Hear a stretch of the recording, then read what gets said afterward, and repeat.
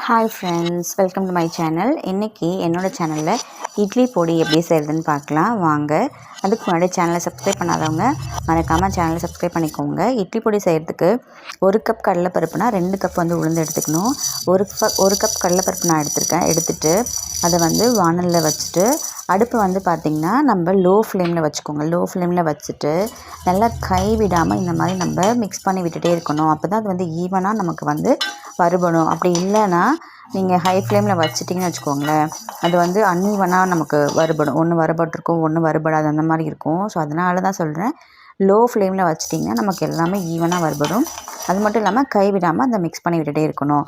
So அதுக்கப்புறம் colour change ஆனதுக்கப்புறமா வேறு பாத்திரத்துக்கு ட்ரான்ஸ்ஃபர் பண்ணிவிட்டு உளுந்து வந்து பார்த்திங்கன்னா 1 கப் கடலைப்பருப்புனா 2 கப் உளுந்து எடுத்துக்கணும். 2 கப் உளுந்து எடுத்துகிட்டு சேம் அதே ப்ரொசீஜர் தான். லோ ஃப்ளேமில் வச்சுட்டு நல்லா கை விடாமல் கலந்து விட்டே இருக்கணும். அப்போ தான் நமக்கு ஈவனாக வறுபடும். ஈவனாக வறுபட்டால் தான் பொடி டேஸ்டியாக இருக்கும். அது மட்டும் இல்லாமல் நான் வந்துட்டு எப்பயுமே இந்த தோல் இருக்கிற உளுந்து தான் நான் யூஸ் பண்ணுவேன். தோல் இல்லாத உளுந்தை விட தோல் இருக்கிற உளுந்து தான் டேஸ்ட்டு சூப்பராக இருக்கும். நீங்கள் கண்டிப்பாக ட்ரை பண்ணி பாருங்கள். நான் எப்பயுமே தோல் இருக்கிற உளுந்து தான் யூஸ் பண்ணுவேன்.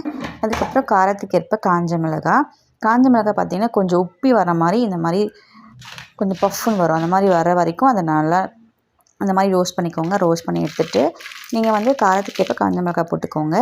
நான் வந்து 20 நம்பர்ஸ் எடுத்திருக்கேன். அதுக்கப்புறம் தேவையான உப்பு, பெருங்காயத்தூள், இதை வந்து நல்லா ஆற வச்சுட்டு மிக்ஸி ஜாரில் போட்டு நல்லா கொரகொரப்பாக அடித்து எடுத்துக்கோங்க. கொரகொரப்பாக இருந்தால் டேஸ்ட்டு சூப்பராக இருக்கும். இல்லை நைஸாக வேணால் நீங்கள் நைஸாக கூட அரைச்சிக்கோங்க. பொடி வந்து பார்த்திங்கன்னா 2 வீக்ஸ்க்கு ஒன்ஸ் இல்லை மந்த்லி ஒன்ஸ் வந்து நம்ம பொடி வந்து ரெடி பண்ணிக்கலாம்.